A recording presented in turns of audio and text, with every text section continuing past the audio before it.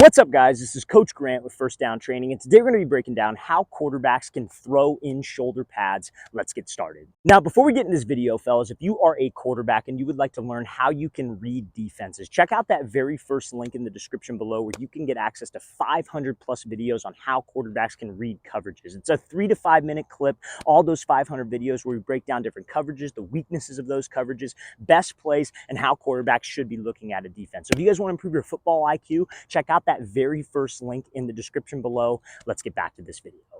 All right, guys, so how this video is going to go down is we're going to talk about some of the things to consider when throwing with shoulder pads, the best shoulder pads that I recommend for quarterbacks, and then just some easy tips to get you more comfortable in the shoulder pads, okay? So now when it comes down to throwing with pads, like I think anybody that's ever been new, like maybe a flag guy transitioning to tackle, maybe it's your first year of tackle, it's probably a little uncomfortable at first to throw with shoulder pads on, but honestly, it just takes reps at the end of the day, right? It just takes, like in the months of June and July, when I used to play, all I would do is throw with shoulder pads on, right? Whether it was with a practice jersey on, whether I'm wearing just the pads, if I could put on a helmet, I would put on a helmet just to get comfortable with it, because you don't want to be that guy that's getting comfortable that first week of August, and then you're a little bit behind, you're a step behind everybody else that may have already been playing tackle for a long time, or may have been just more comfortable in the shoulder pads because they worked at it more than you did. So reps, much like everything else, is super important with pads. Now, when you are picking your pads, some tips that I could recommend is that do not go with the school's pads or like the team that you're on's pads. Like, because chances are, like, they don't have the money to spend on all the fancy light pads, the X-Tech pads of the world, the Zenith pads of the world. Chances are you're probably going to get some kind of Schutt or, Rydell pad. And if you're a quarterback, you got to make sure that you get the smallest pads possible that are safe, I guess you could say, and that give you the most mobility. Do not take those school lineman pads. They're going to try to just give you pads, guys. That's when they're handing out equipment, they just try to go fast. Do not be that guy. Be picky when it comes to your shoulder pads. You're not going to be a prima donna. Be picky when it comes to picking your shoulder pads so we could have as much mobility as possible. Now, like I said, when you are picking your shoulder pads, honestly, you shouldn't be taking the school's pads anyways. You need to go out and buy your own pads. So I recommend spending the money. It's going to be a little more expensive if you don't have the financial means to do it. Maybe try to raise the money for it. I don't know, but I highly recommend it. If you're a quarterback, you should buy your own shoulder pads that you're completely comfortable with and that you have total confidence in. Now, what you're looking for when you buy shoulder pads is, like I said, mobility. So something that can help you out. And again, we're going to talk about the best brands of pads in a second here, but you should be able to touch your hands over your head. You cannot touch your hands over your head. Like, let's say, for example, the neck pad's real restrictive. You're not going to have as much mobility as you need when you are throwing the actual football. So highly recommend, if you go with the school's pads, be picky. I recommend buying your own pads. And when you are looking for your own pads, make sure that you could touch your hands over your head. And then it just comes down to obviously repping it out.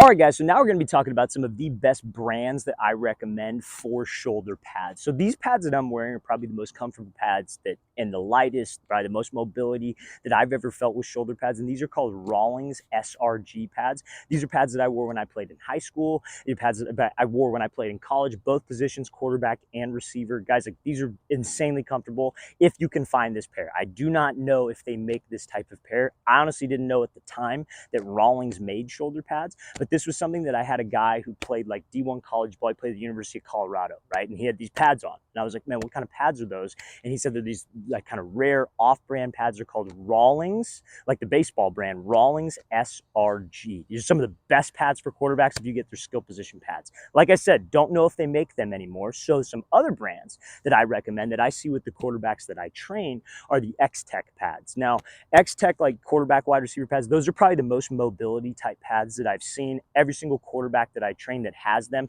can fully touch their hands over their head. Nothing in their motion looks different when they are throwing, when they're wearing those pads. Now, some other ones that I've seen are like Zenith brand pads. So the Zenith, like QB and wide receiver pads, like there's like it's like their newest version. It's like version 2 or like part 2. I don't even know what they call it. But Zenith, their newer version pads for quarterbacks, those have an insane amount of mobility. Those look very, very light. When you put the practice jersey on with the guys that I work with, you can hardly even tell that they're wearing pads. Now, there's another brand that I really, really like. The only problem is that it's a little bit expensive. It's on the more, so it's probably like, I think I want to say like $600 or $700. So if you have the financial means, by all means, I recommend these pads, because this is what I would have worn when I played if I didn't find these and if they had them. But they're called like 2-in-1 pads. So like pretty much what you do is you put on like a vest. and then you put on like a plate. So like this like part right here that's like kind of a material, this is not a part of the pad. It's just like the plate portion of it, right? So you have a chest plate and a shoulder plate that you put on over this vest that you wear. And then you put your practice jersey or game jersey on. And honest to God, fellas, it looks like you're not even wearing shoulder pads. It almost doesn't even look safe, but it's the most comfortable thing that I have ever seen. Receivers can full blown like catch the ball over their head, no restriction. Quarterbacks have easy range of motion. So if you have the financial means, I recommend that brand of pads. But if you don't, I recommend going with like a Zenith. That's probably the cheaper option of all of these. The Rawlings SRG was not that expensive. And then the X-Tech is also on the little bit more pricey side, but they take it serious. They measure out like your torso, your chest, all that stuff. It's very, very like, I guess you could say like unique to each specific athlete, if you will. So those are the top brands that I would recommend for shoulder pads. All right, guys, now we're going to be talking about some things that will help you get used to throwing in shoulder pads that I picked up along the way when I was playing that made it a lot easier for me. So now personally, what I did, and I'm not saying to remove equipment. If you're hesitant on this, you don't have to do this. But when you guys throw, like usually the most restrictive part about the shoulder pads is like the follow through, right? So like you take the ball back the same way, unless you have mechanics where you like tend to lift the ball up. The shoulder pads don't really make that much of a difference, but it's like the follow through that feels weird sometimes. It feels very restricted, right? So something that I would do, there was like in these pads, I don't know if you could really tell, but there was another portion of the pad, like right here. It's called like the deltoid pad, I guess you could say.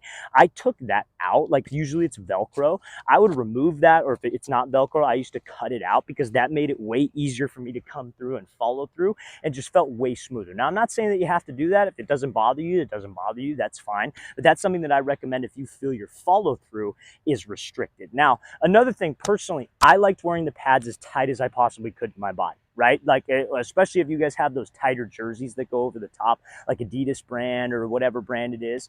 I liked wearing the pads tight because I felt like I had more range of motion with like my body. Some guys like the pads a little loose. That's something that I recommend playing around with if you're still a little bit uncomfortable with the pads. But I highly recommend removing that like deltoid pad. Some people will be like, oh, it's not safe. Like, guys, nowadays quarterbacks are not really getting hit that much. So like, you know, if you want to keep it on there, keep it on there. Not going to tell you not to, but I recommend that if you feel like your follow through is a little bit restricted with shoulder pads.